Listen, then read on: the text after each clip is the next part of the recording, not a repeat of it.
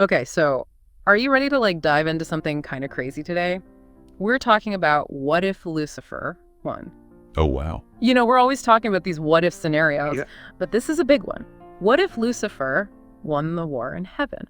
And I know what you're thinking, but we're not actually talking about real theology or anything here. Right. This is all about a fictional world, Mhm.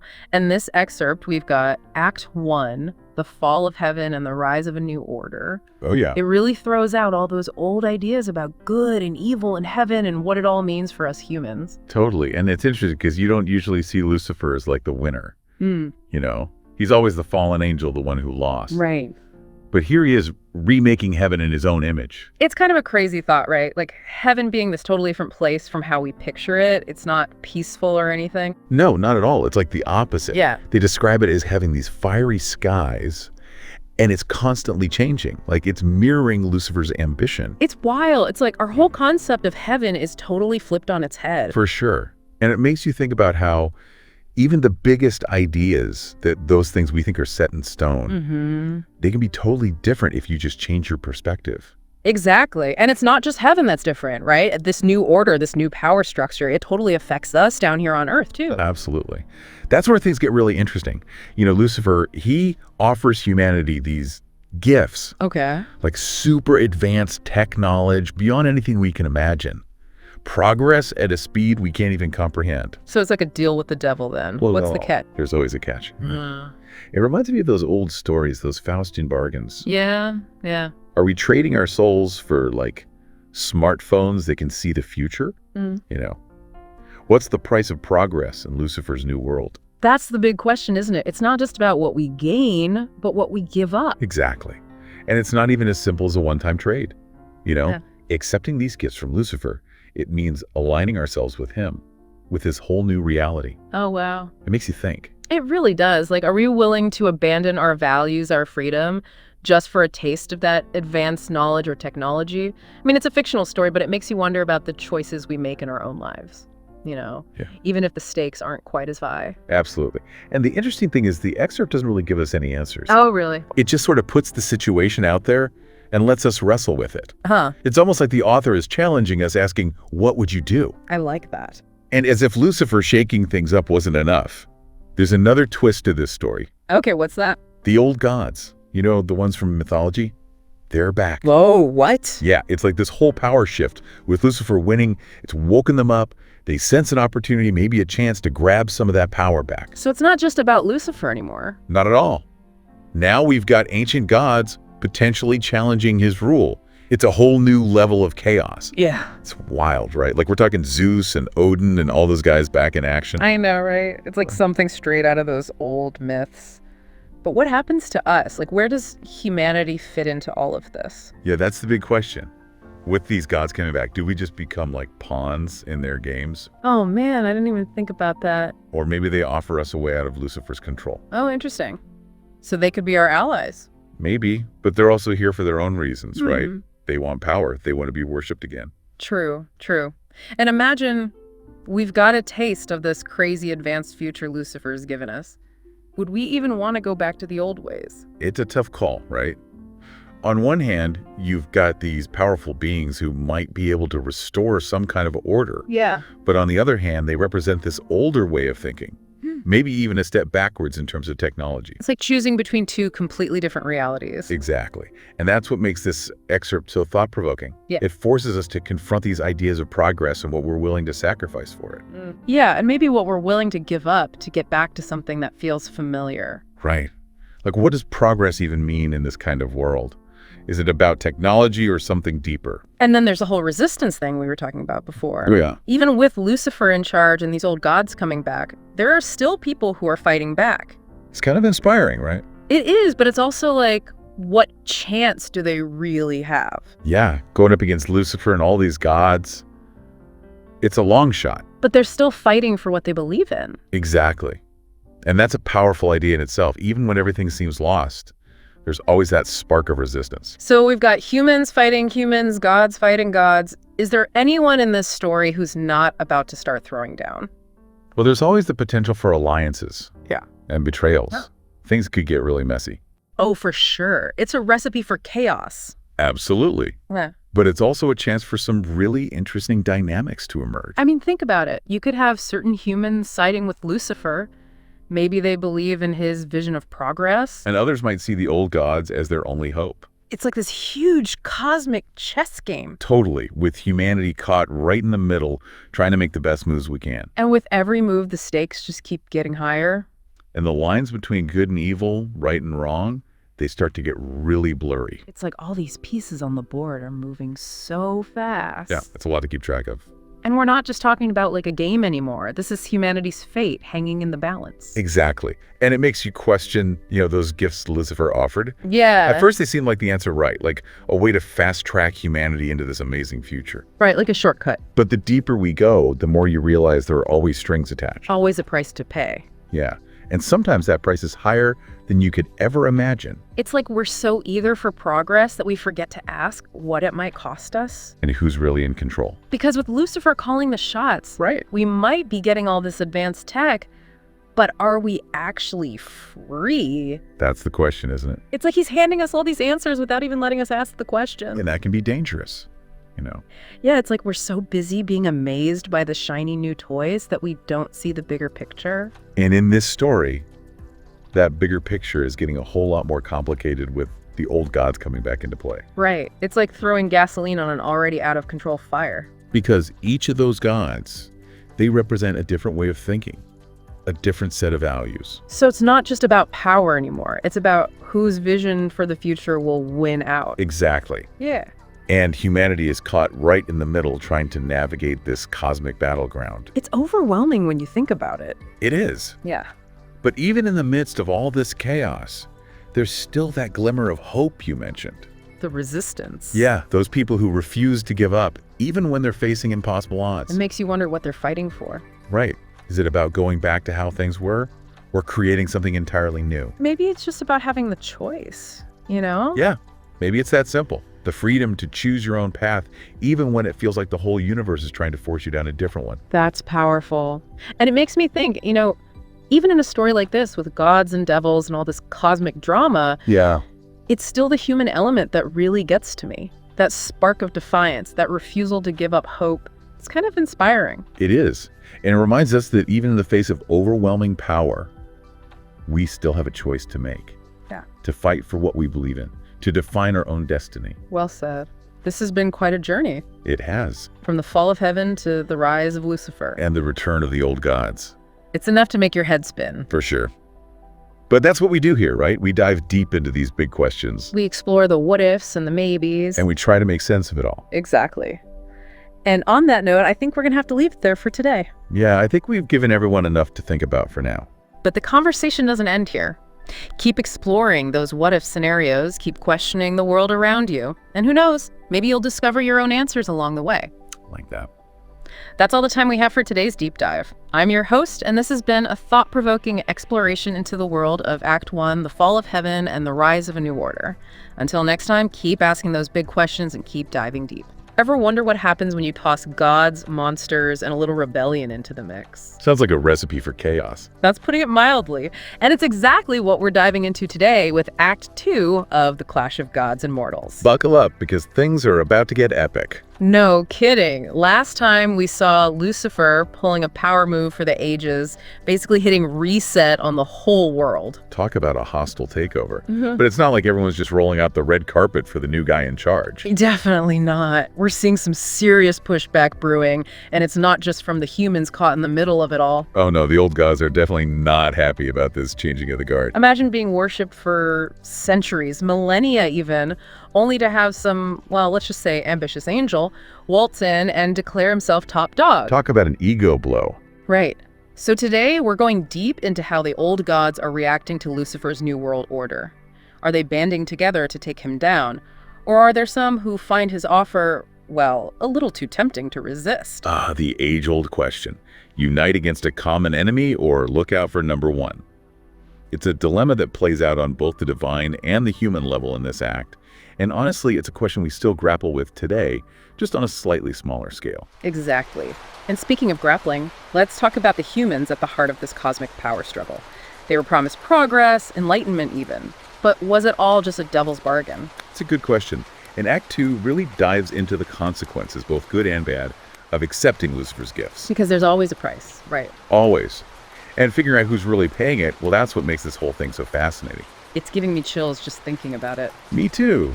And we're just getting started. It's almost like looking in a funhouse mirror, isn't it? All distorted. Lucifer thought he was leading a rebellion against the tyranny of the old ways, but now he's the one calling the shots, reshaping the world in his image. It's a classic case of meet the new boss. Same as the old boss, just with a more, shall we say, infernal flair. And speaking of new blood, we can't forget about the Ascendants. Right. Lucifer's hand-picked inner circle. So what's the deal with these guys? Are they true believers, or are they just playing the game, hoping to climb the ranks of this new world order? That's the million-dollar question, isn't it? And Act 2 definitely hints at some cracks beneath the surface of their supposed loyalty. Remember, power can be incredibly seductive. Even with the best intentions, it's easy to get swept up in the allure of it all. Especially when you've got a front row seat to Lucifer's rise to power. It makes you think, would I be able to resist that kind of temptation? It's a question worth pondering. And it's not just the Ascendants who are grappling with these temptations. Even the old gods, for all their talk of unity against Lucifer, they're still driven by their own desires, their own agendas. It makes you wonder if any alliance, whether it's gods or mortals, can truly withstand the pull of self-interest. It's a tale as old as time, isn't it? The struggle between individual ambition and collective good. And it's a struggle that plays out on a grand scale in this act. We see it with the gods, we see it with the Ascendants, and we definitely see it with the humans caught in the middle. Speaking of humans, we have to talk about the Resistance. They're facing some pretty impossible odds. I mean, we're talking about going up against a being of almost unimaginable power. It's like David versus Goliath, but with a lot more fire and brimstone. Exactly. But even though they're outmatched, they still cling to this ancient prophecy, this belief that Lucifer can be defeated. Do you think it's foolish, naive even, to put so much faith in a prophecy? Well, it depends on how you view hope, doesn't it? Is it a dangerous delusion that blinds us to reality, or is it the very thing that keeps us going in the face of overwhelming odds? Wow, I never thought of it that way. It makes you wonder, what role does hope play in times of crisis? Is it a source of strength, or is it a crutch? I think it can be both, depending on the circumstances. But in the case of the Resistance, it seems like their belief in this prophecy is what fuels their determination, even when all hope seems lost. It's like that saying, it's always darkest before the dawn. They're clinging to that sliver of light, that possibility of a brighter future. It's actually quite inspiring, even if it seems like a long shot. It's a testament to the enduring human spirit, wouldn't you say? This capacity for hope, for resilience, even in the darkest of times. Absolutely. It reminds me of those incredible stories of human perseverance throughout history. People who faced unimaginable challenges and still found a way to resist, to fight for a better tomorrow. The stories remind us that even small acts of courage, of defiance, can make a difference. It's about keeping that spark of hope alive, even when it seems like the world is crumbling around you. It's almost like they're holding on to that hope as a shield, you know. A shield against despair, against the crushing weight of what they're up against. Because let's be real, their odds are, well, not great. To put it mildly, they're facing a being who can reshape reality with a thought.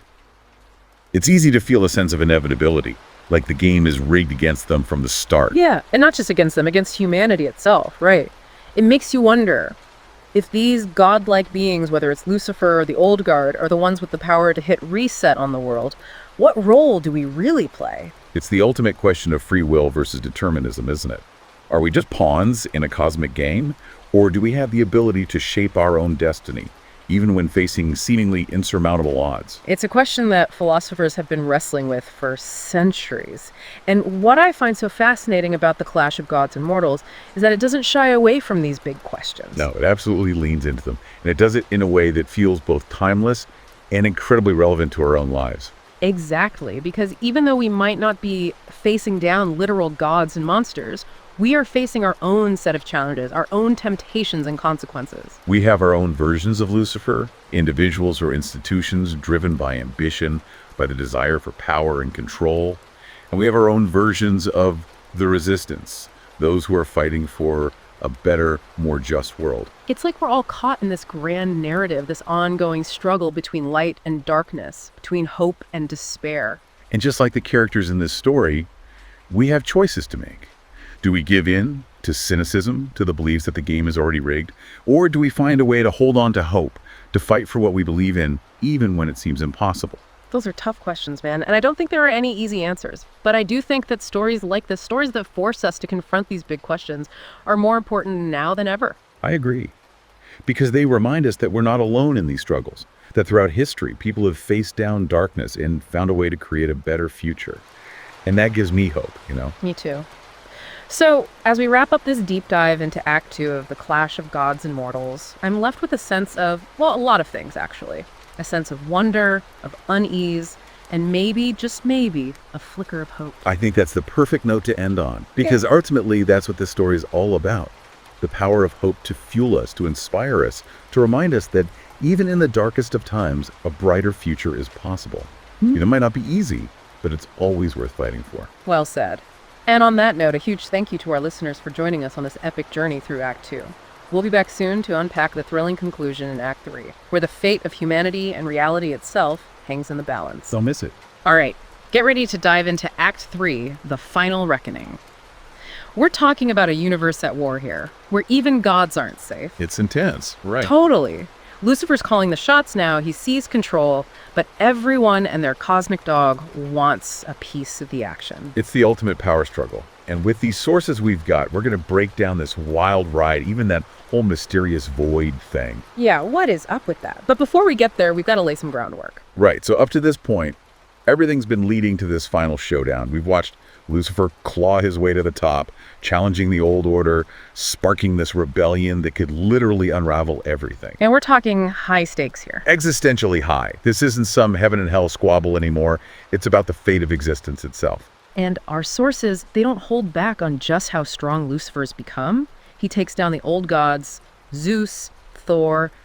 I mean, we're talking heavy hitters. Names everyone knows. Exactly. He even gets his hands on Thor's hammer. I gotta say, that's a pretty cool visual. But why do you think these victories, they feel like they're almost hollow, like a sign of weakness? It's like that saying, the bigger they are, the harder they fall. Exactly. Lucifer might look like he's winning, but his empire, it's built on, well, sand, basically. His inner circle, those ascendants, they're all driven by their own ambition. Recipe for disaster right there. Always. That kind of hunger for power, it always leads to infighting. We've seen this throughout history. Empires don't crumble just from outside forces, but from that discord, that rot, that starts from within. And meanwhile, you've got the rebellion with Gabriel at the helm. Talk about underdogs. No kidding. They're up against impossible odds, completely outmatched, but their faith, their belief, it never wavers. They're clinging to this fragment of the Creator's light, which is kind of ironic, isn't it? You've got this small band of rebels holding on to hope, while the most powerful being in the universe seems to be falling apart. It's a good reminder that hope can pop up in the strangest places, even in the darkest times. Yeah. Gabriel and that shard of divine light, they embody that hope. It makes you think about those figures in history, even people you know, who, even when things seemed impossible, they held on to hope and they inspired others to do the same. It's that indomitable spirit. Exactly. Now, just when you think things can't get any crazier, enter the void. This isn't your run-of-the-mill cosmic entity. Nope. This is where the story goes from wild to hold on to your hats. Right. The void isn't driven by, malice or some power grab. Not like the other players in this cosmic drama. It's more like a force of nature, like a cosmic reset switch that gets flipped when things are seriously out of whack. And one of the sources describes it as older than even the gods. That sends shivers down my spine. What do you make of that description? How does that tie into this idea of a cosmic reset? That line, every time I read it, gives me chills. Yeah. Because it implies that the void operates on a timescale we can't even comprehend. We're talking way beyond the lifespan of immortals. And it makes you wonder, if even gods are subject to the void, then what does that say about everything we think we know? About how permanent anything really is? It's like those moments in life where what you thought was going to last forever, it just vanishes. A relationship, a job, even just a belief system. It's disorienting. But it can also be a chance to start fresh. Exactly. And that brings us back to the void. You've got this unstoppable force tearing through the universe, swallowing everything in its path. Talk about a bad day for, everyone. For once, Lucifer's freaking out, and he's got a lot to freak out about. But then Gabriel, he pulls a total 180. Instead of fighting this thing head on, he takes a different approach entirely. And that's where the story really gets interesting. It's not just a simple good versus evil smackdown. Right. Gabriel, he's driven by faith, by compassion. He understands that the shard of divine light he's carrying, it's not meant to be a weapon. It's about healing, about rebuilding. Exactly. Yeah. He sees its true power as a force of creation, of restoration. He doesn't even try to take Lucifer down. Instead, he uses the shard to actually mend the very fabric of creation, merging it with the throne of heaven. It's this incredible act of selflessness. This isn't just some clever plot device, is it? This feels way deeper than that. Oh, absolutely. Gabriel's sacrifice, it goes way beyond the whole good versus evil trope.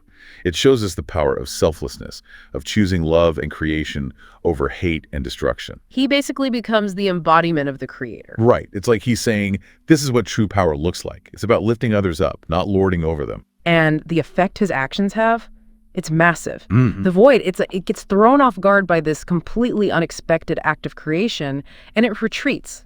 Balance is restored, but not without some serious casualties. Lucifer, he's completely drained, cast into the void, totally wiped from existence. Even the old gods, heaven, hell, they're all gone, wiped clean. Cosmic reset button, boom. So where does that leave everyone else? And that's what's so fascinating. It's not just a reset, it's a clean slate. Mm-hmm. Humanity, they're left to chart their own course.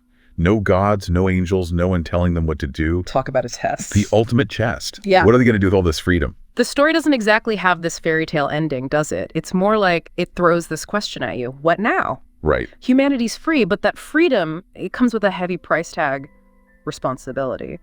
Exhilarating and terrifying all at the same time. Totally. Mm-hmm. And the story doesn't shy away from that. It's not trying to sugarcoat how heavy that is. Humans, they're not pawns in some cosmic chess game anymore. They have the power to build, to destroy, to choose. It's a lot to handle. It is, but it's also hopeful. It makes you think about all the choices we make every single day. Even without a Lucifer or a Gabriel whispering in our ear, we're constantly faced with decisions, and those decisions have consequences. All the time. Every single one.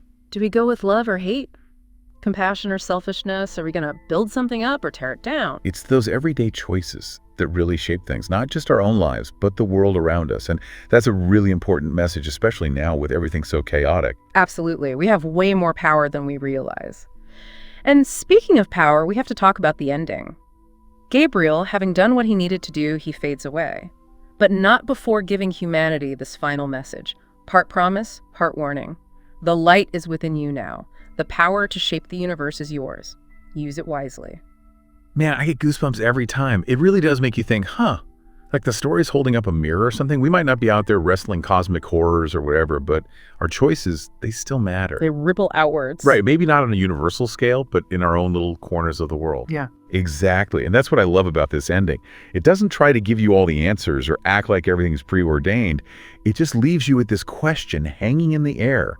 What's humanity going to do now that it's got a clean slate?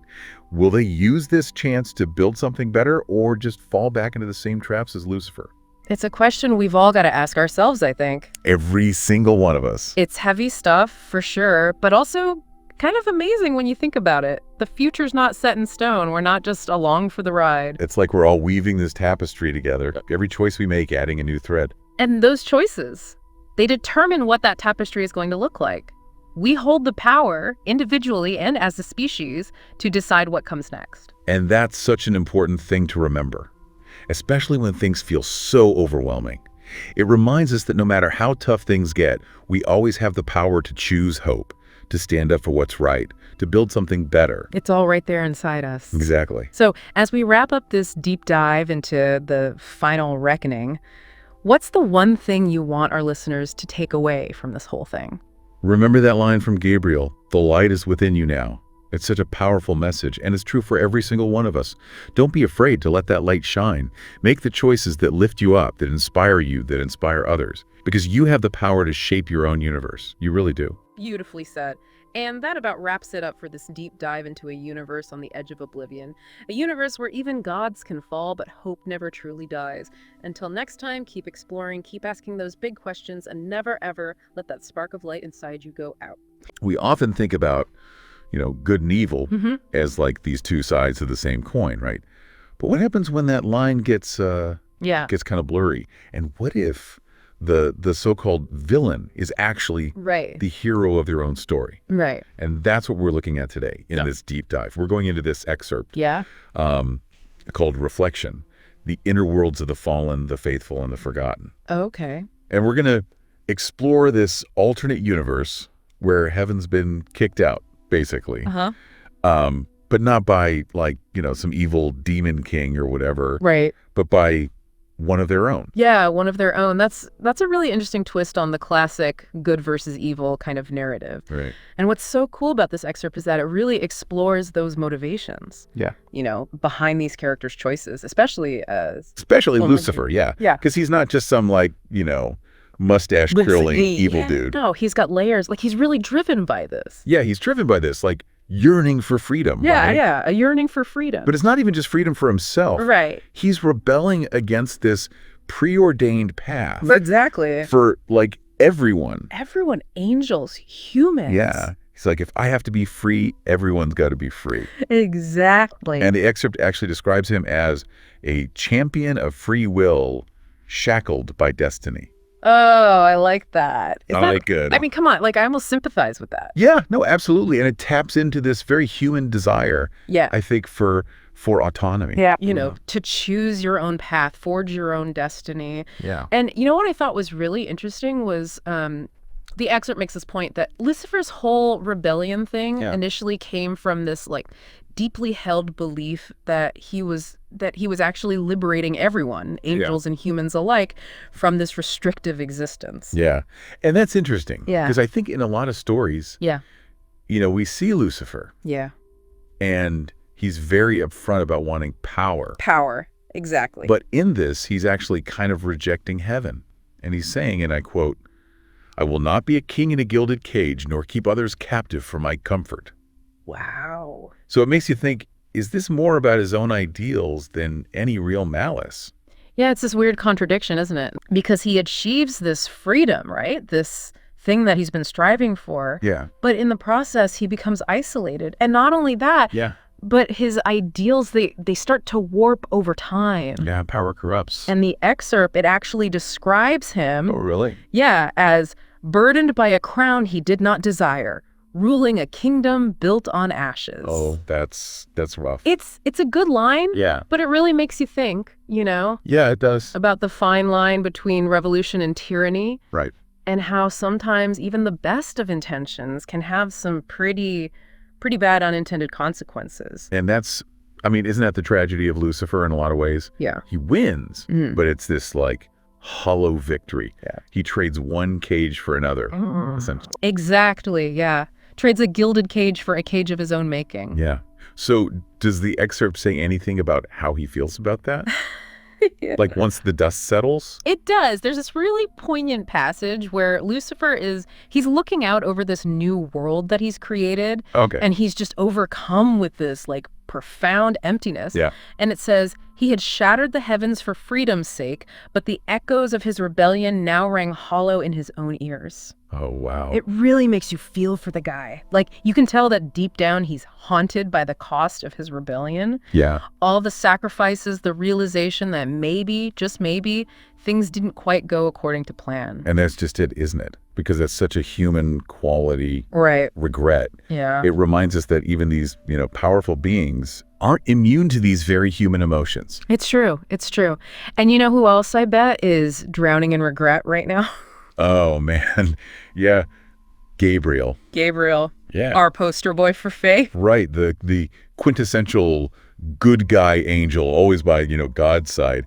But even his faith has got to be Oh, yeah. shaken to his core after this. I mean, Oh. heaven's fallen. His friends are now his enemies. It's true. What does that kind of upheaval do to someone's faith, Right. to their core beliefs? Right. Well, and that's what I think is so interesting about the way the excerpt handles Gabriel's faith. Yeah. It's not just blind obedience in this world, right? Say It's like wait.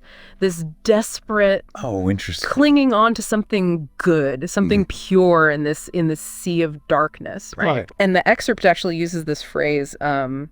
It says that Gabriel's faith is a shield against the encroaching void, Oh, wow. Yeah. which I just thought was That's a powerful image. Yeah. Because it's true. Yeah. He's holding on for dear life. exactly. So it's not just about serving some higher power. It's about finding something Yeah. to believe in. When everything else is gone. Exactly, when everything else is crumbled around you. And Yeah, that's got to be hard. that's got to be really tough, Yeah, and I imagine. especially in this world. Yeah, I can't even imagine Yeah. how difficult it is to hold on to that. Right. And to maintain that kind of faith, especially after everything he's seen. Exactly. And the excerpt uses this one detail Okay. that I thought was really, really fascinating to illustrate this. Oh, what's that? So the excerpt emphasizes that Gabriel blames himself Yeah, he does. for Lucifer's fall. Yeah, that's right. Because they were close, weren't they? They were like as close as brothers. And Gabriel really thought that that he could have reasoned with him. Mm-hmm. That he could have maybe prevented this whole rebellion. Talk about a heavy burden to carry. I can't even imagine. Right. Talk about survivor's guilt. It adds this whole other layer to his story, right? Yeah. He's not just fighting Lucifer and his forces, Yeah. but he's also wrestling with his own guilt and his own sense of failure. Wow. Yeah. So what keeps someone going when they're faced with that kind of doubt? Right. Like, how do you come back from that? What does the excerpt say about that? Well, it's funny you should ask that because the excerpt really hones in on this yeah. one aspect of Gabriel hope. Okay.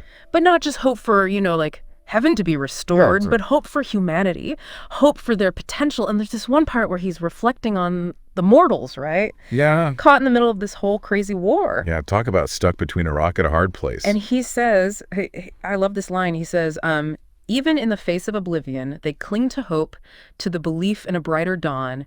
It is in them that I find the will to endure. That's beautiful. Yeah. And sad at the same time. It is kind of bittersweet. Because it's like he's finding, so it's not just blind faith, right? He's actually seeing the best in us. It's like they're reminding him what he's fighting for. Yeah. It's exact. And I think we can all relate to that. Oh, totally. Finding that thing, that person Yeah, that keeps you going. that gives you that little, extra oomph. Absolutely. And it speaks to this bigger idea that even when things are, Yeah. super, super dark, Yeah. there's always that Glimmer. possibility Yeah. that something better can emerge.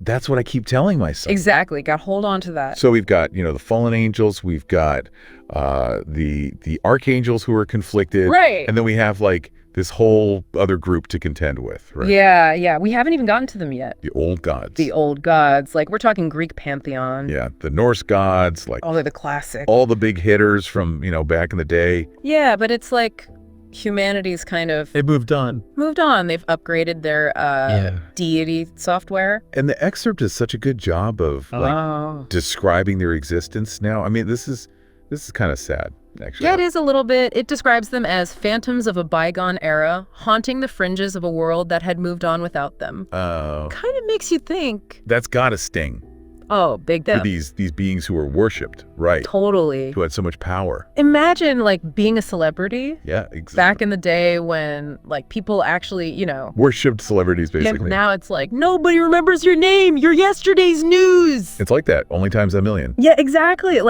Their power was directly tied to belief. Right.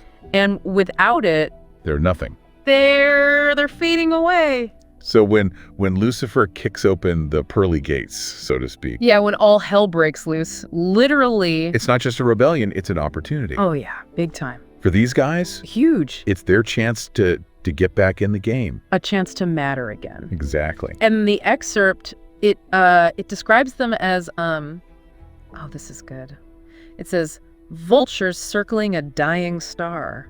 Oh, that's a little ominous, Yeah, a little bit. but accurate. Because they're all vying for a little piece of that power, right? That Lucifer now has, just Yeah. up for grabs. And some of them see him as an ally, right? Right, maybe they can use him. But others are a little more. skeptical. Yeah, they're like, something's off about this guy. It's is this a deal with the devil we really want to make? Yeah. See, and that's what I love, because it's not just good versus evil anymore. Right? No, it's so much more complicated. It's ambition. It's desperation. It's how far are you willing to go to get back what you've lost? to feel relevant again. And it makes you wonder, Yeah. if they're making the right choice. Because the excerpt kind of hints at this idea that by holding on to the past so tightly, Yeah. they might be setting themselves up for an even bigger fall. Oh, clinging to the past is always Never a good idea. never a recipe for success. And there's this line, I think I even underlined it or something. What did it say? It says, They had traded their birthright for a fleeting taste of their former glory, only to find themselves pawns in a game they no longer understood. Oof.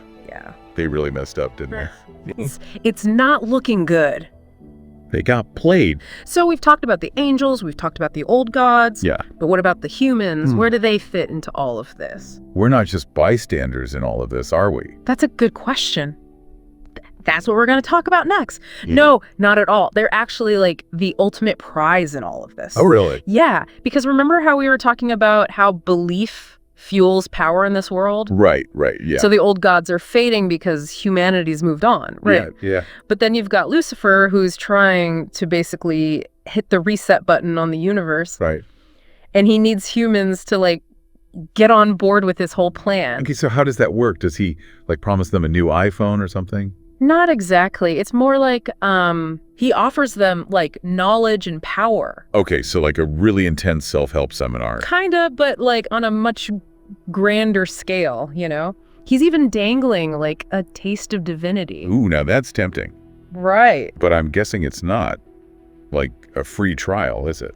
Not quite. It's more like, have you ever heard of a Faustian bargain? Oh, you mean like a deal with the devil? Exactly. Yeah, those usually don't end well. No, they don't. And in this case, the excerpt actually introduces us to Okay. the Ascendants. The Ascendants. Okay, who are Well, basically, they're humans who like took the deal. they went all in. Yeah, they said, sign me up. What happens to them? Well, they go through this like crazy transformation, get incredible powers and abilities. So it's like superheroes. Kinda, but there's a catch. The excerpt describes them as hollow echoes of their former selves. Ooh, so they lose their humanity. That's kind of what I figured. It's not so much that they lose it completely, it's more like they become like instruments of Lucifer's will rather than their own people. So he basically just programs them. Like, they're not really free anymore. It's kind of like that, yeah. It really makes you think, right? Yeah, about power and, like, what are you willing to give up for it? Exactly. What does it even mean to be powerful if you're not really in control? Right. It's like that age-old question. What good is, having the world if you lose your soul? Exactly. It's a good thing to keep in mind, even in our own lives. Totally. Like, Yes. What compromises are we making every day? What are we sacrificing to get ahead? Right. And I think what's so interesting about this excerpt is that it doesn't really give you a straight answer. Mm-hmm. It's not like Lucifer bad, humanity good. But totally. It's way more nuanced than that. Because it shows that some humans actually resist him. Yeah. They're like, no, thanks. I'm good.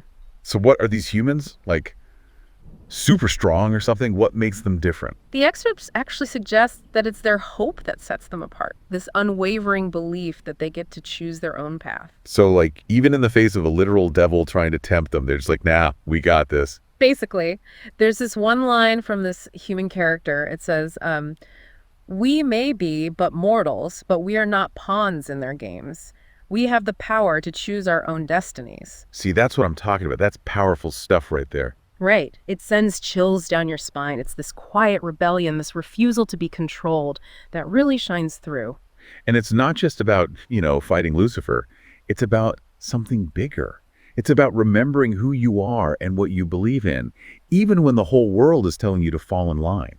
And that, I think, is what makes this excerpt so powerful. It's a story about choice, about sacrifice, about the potential that lies within us, even in the darkest of times. It really is. We've been talking about angels and devils and forgotten gods, but at its core, this excerpt is about something deeply human. It's about the choices we make every day, the battles we fight within ourselves, and that flicker of hope that keeps us going even when things seem impossible. Exactly. It's a story that stays with you. And honestly, I think everyone can find something to relate to in this excerpt, even if you don't believe in angels and devils. Well said. And that's what makes this whole deep dive so fascinating, right? Yeah. We get to explore these big epic themes through the lens of these incredible characters. So if you're looking for a story that will challenge you, make you think, make you feel, then you need to check out this excerpt for yourselves. It's called Reflection, the inner worlds of the fallen, the faithful, and the forgotten. Trust me, it's a wild ride.